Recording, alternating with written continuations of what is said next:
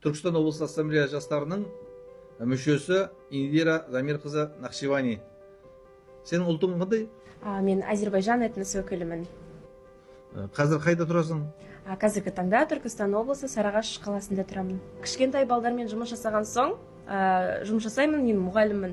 Сол үшін Абай Құнанбайұлының «Ғылым таппай мақтанба» деген өлеңін жаттатқызатынмын өзімнің оқушыларыма. Ал Мағжан Жұмабаевтың біз жастармыз ғой. Сол үшін маған Мағжан Жұмабаевтың «Мен жастарға сенемін» деген өлеңі өте қатты ұнайды.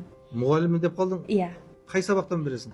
Мен Арыстанбаб жоғары колледжінде жастар инспекторы лауазымын атқарып жүрмін. Жастармен жұмыс жасаймын, бірақ өзімнің мамандығым бастауыш сынып мұғалімі және де университетте орыс тілі әдебиет пән мұғалімі оқып жатырмын. Арыстандай айбатты, жолбарыстай қайратты, қырандай күшті қанатты, мен жастарға сенемін.